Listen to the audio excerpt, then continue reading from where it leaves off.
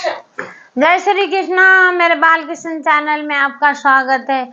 श्री गणेशाय नमः, श्री सरस्वत्यै नमः, श्री रामानुजाय नमः। लक्ष्मीनाथ समारंभा नाथयाने मन मध्यम, देवी सरस्वतीं व्यासं वंदे गुरु परंपरा। कैसे आऊं मैं द्वार तेरे, बड़ी भूल भुलैया है। तन पापी मेरा मन पापी, तन पापी मेरा मन पापी, मेरे पापी पैया है। कैसे आऊं मैं द्वार तेरे, बड़ी भूल भुलैया है। मन पापी मेरा तन पापी, मन पापी मेरा तन पापी, मेरा पापी पैया है। ओ भव सागर में नाम खड़ी, भव सागर में नाम फंसी, अब तुम खवैया हो। मन पापी मेरा तन पापी, मेरा पापी पैया हो। जय श्री कृष्णा। श्रीनाथ जी का जब स्थापना हुआ था, जब उनके रसोई नहीं तैयार हुई थी, रसोई तैयार नहीं हुई थी तो पुजारी जी ने बोला आज सारे जितने भी वैष्णव है, वैष्णव लोग अपने अपने घर से ठाकुर जी के लिए भोग बना के लाएंगे। डेली एक एक घर के एक एक बारी आएगी सबके घर में। आज किसके घर से जाना है, कल किसके घर से जाना है, ऐसे करके उन्होंने गांव के मुखिया जो थे उन्होंने बोला। तो अब एक बेचारा, अब बारी आई, बारी आते आते एक बेचारा बहुत गरीब था, उसके पास कुछ भी नहीं था खाने के लिए, घर में कोई सामग्री नहीं थी। तो बनाए तो क्या बनाऊं मैं, वो सोच रहा। तो अब उसकी बारी आ गई, बोले आज आपकी बारी है, आप ये चीज लाना, कड़ी लाना, पूड़ी लाना, हलवा लाना, छोले लाना, मतलब कई तरह के इन्होंने बता दिया। वो बेचारा गया मुखिया के पास, गांव का मुखिया जो होता है, कि बोला सरकार मेरे को आज ठाकुर जी को खिलाने का मेरी बारी है, उनको भोग बनाना है, तो मेरे घर में तो कोई सामग्री नहीं है, आप थोड़ा बहुत कृपा करके कुछ दे दो तो मैं बना दूं। तो बोले मुखिया, बोले भाई ऐसा है कि तो ऐसे कर भाव से, अब क्या करेगा, मैं तो इतना तो मेरे पास भी नहीं है देने के लिए। तो क्या कर कि भाव से भोग बना ले। अगर फिर कहने लगे यार ठाकुर जी, एक ही ठाकुर जी होते तो मैं भाव से भोग बना लेता। जब ठाकुर जी प्रसादी भोग लगा लेते फिर वही खाना सब में बढ़ता है, तो और लोग को कैसे भाव से मैं खिला सकता हूँ, तो ठाकुर जी को तो भाव से खिला देता। तो अब उसने क्या करा, खाली पत्तले ले, वो सब लोग दे गए, वहां से मंदिर से आए पत्तले बर्तन आए, बड़े बड़े भगोने आए। मतलब आज जिसके घर में बारी होती थी बनाने की, उनके घर में बर्तन भेजे जाते थे और पत्तल भेजे जाते थे, खाना उनमें पैक करके दिए। अब उनकी बारी आई तो बेचारा बोला कि अब मैं कैसे क्या करूं, हे नाथ, हे ठाकुर जी, मैं तो बहुत मुसीबत में फंस गया, मैं क्या करूं, कैसे मैं आपका ये भोग बनाऊं। आंख बंद करी, उनने आंख बंद करके बोला ठाकुर जी ये आपके बासमती में नंबर 1 के चावल में बना रहा हूँ। खाली है कुछ भी नहीं, पतीला, खाली पतीला चढ़ा, आग जलाई, खाली पतीला चढ़ा। ये बोला कि भाई मैं सोने की कढ़ाई चढ़ा रहा हूँ, इसमें मैं आपके लिए पूड़ी बना रहा हूँ, हलवा बना रहा हूँ, सारे मतलब तरह तरह के, ये सब्जी भी है, ये चटनी है, ये रबड़ी है, ये रायता है, ये कड़ी है, ये दाल चावल है, ये सब्जी है, ये भजिया है, ये क्या नाम के अचार है, तरह तरह की, ये मतलब फ्राई सब्जी, सूखी सब्जी है, ये गीली सब्जी है, ये पनीर है, मटर पनीर है, ये आलू पनीर है, ये पालक पनीर है, ये सब मतलब आइटम भाव से, मन से। ये ठाकुर जी बोलता गया, उन्होंने क्या करा, आंखें खोली नहीं, आंखें खोलने में बड़े आंसू आ रहे थे उसको कि मैं क्या कर रहा हूँ ठाकुर जी के लिए। देखो, और ठाकुर, एक ही ठाकुर जी होते तो भूख वो लग जाता। तो मैं तो इतने लोगों और लोगों को भी खिलाना है, मैं करके आ रहा हूँ ठाकुर जी, मेरे कुछ भी नहीं, मेरे घर में कोई सामग्री नहीं है, मैं करूँ तो करूँ क्या, मुझे माफ करना। वो उसने क्या करा, सारे रबड़ बैंड से पैकिंग करके सारा ऐसे, मतलब खाली खाली, पतीले भी खाली, पत्तल भी खाली, सब खाली भेज दिया मंदिर में। मंदिर में भेजा गया, बेचारा रो रहा है बाहर की, ठाकुर जी ये जब पतीले खुलेंगे, जब ये पत्तल खुलेंगे, इनका रबड़ बैंड हटने के बाद जो हाल होगा मेरा, मेरे को तो सारे जूते चप्पल पड़ेंगे मेरे ऊपर। पुजारी जी क्या कहेंगे कि भाई नहीं, मैंने बोला था कि भाई खिलाऊंगा भी मैं, सामग्री भी नहीं है, पर मैं ठाकुर जी को ये अपनी बारी किसी और को सेवा नहीं दे सकता, मैं खुद सेवा करना चाहता हूँ, मैंने ये बोला था पुजारी जी को। अब पुजारी जी भी जूते मारेंगे मुझे, तो वो उठा उठा के वहां से।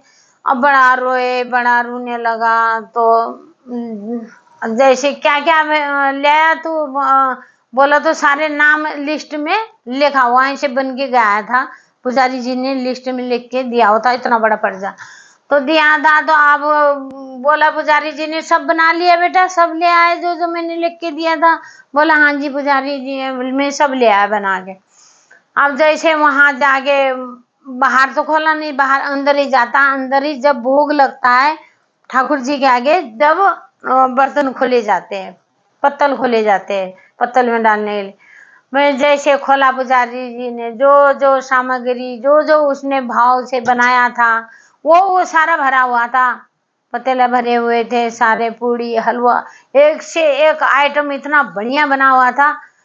पुजारी जी का दिल खुश हो गया। वो बेचारा, हे ठाकुर जी बचा लेना, ठाकुर जी बचा लेना, मैं आज बहुत मेरी बेइज्जती हो जाएगी, आज मेरे ठाकुर जी भी भूखे रह गए, जो ये प्रसादी पाते हैं ये भी भूखे रह गए, मैंने ये क्या कर दिया, अनर्थ हो गया, अब मुझे माफ करना, मैं दिल से आपको प्रेम करता हूँ, दिल से बोल रहा हूँ कि मेरे पास कुछ नहीं था, आप तो जानते ही हो, मैंने ऐसे भाव से मैंने गलत किया, चल गया, कपट गया, मैं पापी हूँ, अधम हूँ, मुझे कोई ज्ञान नहीं है प्रभु, मुझे माफ करना। बाहर बैठ बैठ के खूब वो कर रहा था। तो अब जब पुजारी जी ने खोला, सब में सारा टनाटन भरा हुआ कि सब भरा हुआ। तो अब पुजारी जी आए बाहर, वाह बेटा वाह वाह वाह, तूने इतना सारा खाना इतने जल्दी बना के ले आया है, इतना बढ़िया, इनका कलर देख, इनका खाने का क्या स्वाद है, खुशबूदार, इतना देसी घी की खुशबू है इनमें सब में, तो खाने में। वो बेचारा सोचा कि अरे ये तो भैया, ये तो बड़े ताने मारने लग गए, अब मुझे तो मारेंगे, कहने लगे पुजारी जी नहीं नहीं माफ कर दो पुजारी जी, मैं ऐसे मैंने धोखा किया है ठाकुर जी के साथ कि झूठ मूठी बोला कि मैं खाना बना के ले आया हूँ, नहीं पुजारी जी मुझे माफ कर दो। भाई क्या हो गया, खाना बता रहा हूँ, खाना बहुत बढ़िया ले आया है तू, आंख खोल के तो देख, देख कितना बढ़िया खाना। तो आंख खोल के जैसे देखा, ऐसे पत्तलों में सजा हुआ खाना, पतीले भरे हुए, पराठे भरे हुए, सारे बर्तन भरे हुए खाने से, सब लोग खा रहे। जब इतना रोया, चरणों में गिर गया पुजारी जी के भी, वहां माथे ठोकने लगा, मेरे में गरीब के आपने लाज बचा दी, हे प्रभु आप सत्य हो, आपने मेरे जैसे पापी को आपने मेरा उद्धार किया, मुझे यहाँ पर बेइज्जती होने से बचा लिए, मैं अपनी नजर से गिर जाता तो मैं कहीं का नहीं रहता। जब माँ पे अभी मांगी, उधर नारद जी को लगा कि आज मैं ठाकुर जी के घर में जाता हूँ, क्या कर रहे देखता हूँ। स्वर्ग में जो कल्प वृक्ष था, स्वर्ग में कल्प वृक्ष का पुष्प द्वारिका भेज दिया था, कि द्वारिका देश को, देवताओं को वहां चढ़ाने के लिए, भगवान को चढ़ाने के लिए स्वर्ग से पुष्प आए, कल्प वृक्ष का, कल्प वृक्ष का पुष्प आए। तो उनने क्या करा, ठाकुर जी ने क्या करा, रुक्मिणी के बालों में सजा रहे, लगा रहे उन फूलों को, कल्प वृक्ष के फूल को लगा रहे। तो अब नारद जी ने देखा, नारद जी ने बोला आज देखता हूँ सत्यभामा कहती है कि भाई मुझे सबसे ज्यादा प्यार करते हैं ये, अब मैं जाके मैं इनके आज करता हूँ, मजाक करता हूँ थोड़ी बहुत। तो बोले कि गए, बोले कि हाँ भाई ठाकुर जी कहाँ हैं? बोली कि ठाकुर जी उधर ही टहल रहे होंगे कहीं, सत्यभामा बोली। तो बोले कि भाई वहां से कल्प वृक्ष के फूल पुष्प आए थे स्वर्ग से, वो कहाँ रखे? तो बोली कि कहीं रखे होंगे, वो तो ये स्पेशल फूल है, पुष्प, उन पुष्पों को तो ऐसे यूज नहीं कर सकते, ऐसे कि वो खास कार्य में, खास जिनको ठाकुर जी बहुत ज्यादा प्रेम करते उनको ही मिलते हैं वो। तो बोले हाँ तो आपको बहुत ज्यादा प्रेम करते हैं ना ठाकुर जी, इसीलिए आपको ही मिलना चाहिए, आपको ही मिलना चाहिए। बोला तो हाँ मेरे को ही मिलना चाहिए बिल्कुल। तो लगा, मुझे लगा मैं तो रुक्मिणी जी के सर में देखे थे वो कल्प वृक्ष के फूल, रुक्मिणी जी को ठाकुर जी सजा रहे। अरे क्या रुक्मिणी जी को कैसे देंगे? नहीं दे सकते हो, पहले वहां चढ़ाएंगे, चढ़ाने के बाद जैसे फूल चढ़ के आएंगे, जो बचे हुए पुष्प है वो तो मेरे सिर पे लगाएंगे ठाकुर जी, मुझे सबसे ज्यादा प्यार करते हैं। अच्छा ये तो मैं भी सोच रहा था, अब आप जाके खुद देख लीजिए, जाओ जाके। जब सत्यभामा गई, सत्यभामा ने नजर मारा, ठाकुर जी बड़े प्यार से फूल लगा रहे हैं, रुक्मिणी जी के बालों में फूल लगा रहे। अब सत्यभामा ने देखा, सत्यभामा बोली कि वे देखो, नहीं ये तो गलत हो रहा है, नारद जी सही बोल रहे हो कि वो मुझे प्यार नहीं करते, मुझे मेरे से कोई प्रेम नहीं है, ठाकुर जी का रुक्मिणी से प्रेम है, जिसको जिससे प्रेम है उसी के उसमें इसके मतलब ये होता है जैसे लोग बाहर के आके कुछ भी बोल दे, चाहे उनको लगता है कि भाई कुछ भी बोल दे तो घर में अपना फर्क आ जाता है कि भाई उसने ऐसे बोला। सत्यभामा के मन में फर्क आया कि देखो ठाकुर जी तो रुक्मिणी से बहुत ज्यादा प्यार, मैं तो गलत सोच रही थी कि मेरे को ही सबसे ज्यादा प्यार करते हैं। कल्प वृक्ष के पुष्प जो है कि वो तो स्वर्ग में मिलते हैं, कहीं नहीं मिलते। फिर उनने बोला कि भाई इसीलिए कहते हैं ना, घर में कोई भी कलेश ना करे, अपने किसी के कहने पे कोई कुछ भी कहता है। सत्यभामा जब से बोली कि सत्यभामा को चाहिए चाहिए, बोली मुझे वही पुष्प चाहिए, कल्प वृक्ष का पुष्प चाहिए।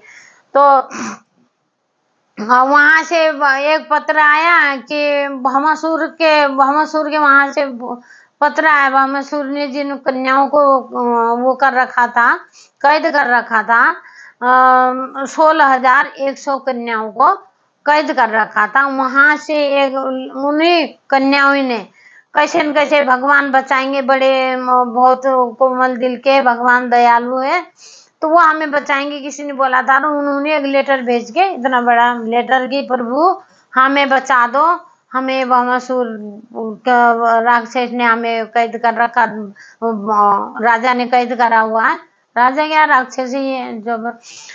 तो उसने कैद इसलिए करा था कि 16,100 कन्या उसने कैद करा हुआ था। वो चाहता कि जब 20,000 कन्याएं हो जाएंगी, जब मैं उनको उससे शादी करूंगा, शादी भी क्या मतलब गलत चीजों में लगा दूंगा, गलत विचार उनके लिए रखा हुआ था उसने।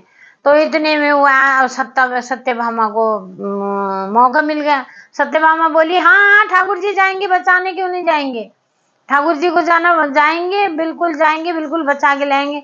उन्होंने ये बोल दिया कि तो अब मैं जाऊंगी, कल्प वृक्ष का पुष्प क्यों मांगू, मैं कल्प वृक्ष से मांगूंगी मैं तो ठाकुर जी से। तो वो ये ज्यादा मतलब किसी के घर में, जैसे नारद जी ने तो अपने उसके लिए लीलाएं समझ लो, उनको अच्छा लगता था मजाक करना, मजाक में का। तो वहां तो हो गई ना खटपट हो गई। तो फिर जब स्वर्ग गए थे, जब भी उन्होंने सत्यभामा ने बहुत जिद किया था कि भाई मुझे पूरा पूरा वृक्ष ही लेके मुझे पृथ्वी पर जाना है, मृत्यु लोग जाना है, मुझे इसको उगाना है, वहीं लगाना, इतना जिद कर दिया था। तो फिर इसीलिए किसी के कहने, देखो अपने घर में अगर लड़ाई झगड़ा करोगे तो शत्रु बलवान बनते हैं, शत्रु को बल मिलता है। जो आसपास के लोग हैं वो कान लगा के बैठे रहते हैं कि भाई किसके घर में क्या है, इनके घर में क्या हो रहा। इसीलिए लड़ना है, बाहर वालों से लड़ो, घर वालों से कभी नहीं लड़ना चाहिए। अगर सास कुछ कह रही है, बहू ज्यादा बात है तो घूट पानी की डाल दो, मुंह पानी फेंको ही मत, तू कोई मत, जब तक वो गाली वाली देके चुप हो जाए, जब वो जब वो बोलना का बंद हो जाएगी उसके बाद थूको। ये भी एक टोटके की तरह है। और एक बोल रहा, चलो कोई बात नहीं, बहू का भी उतना हक है उस घर में, सास का भी उतना है। सास बोल रही है तो बहू को चुप हो जाना चाहिए, बहू बोल रही है तो सास को चुप होना चाहिए। लड़ाई वहीं की वहीं खत्म हो जाती है, क्योंकि घर में लड़ाई करने से शत्रु बलवान होते हैं, बाहर लड़ाई करने से घर वाले, जैसे ज्वाइंट फैमिली होती है, कई लोग ज्वाइंट फैमिली में 50-50 लोग रहते हैं, उनका क्या होता है, ताकत बनती है, मजबूत होते हैं। बाहर वाला कोई बोल नहीं सकता उनसे कि भाई इनके घर में एक से बोलेंगे तो 50 और आएंगे अंदर से, तो भाई किसी ने मरना थोड़ी है, कौन थोड़ी बोल। इसीलिए अपने घर की शांति बनाए रखो, किसी का कुछ मत बोलो, दूसरे को बल मत दो, दूसरे अपने घर की बातें कभी नहीं, कमजोरी कभी नहीं बतानी चाहिए। लोग हाँ रो रो के पूछते हैं, अरे बेचारी तू ये वो तू वो। भाई जो सास को जानते हो बहू को भी तो जानते हैं। तो सास उधर गई, उसके बहू मिल गई, अरे तेरी सास ऐसे बोल रही थी, हाँ ऐसे ऐसे नहीं बोलना चाहिए। उधर बहू को बोलेंगे, शाम को तो नहीं भी होनी और लड़ाई तब भी जम के लड़ाई हो जाती है। जय श्री कृष्ण।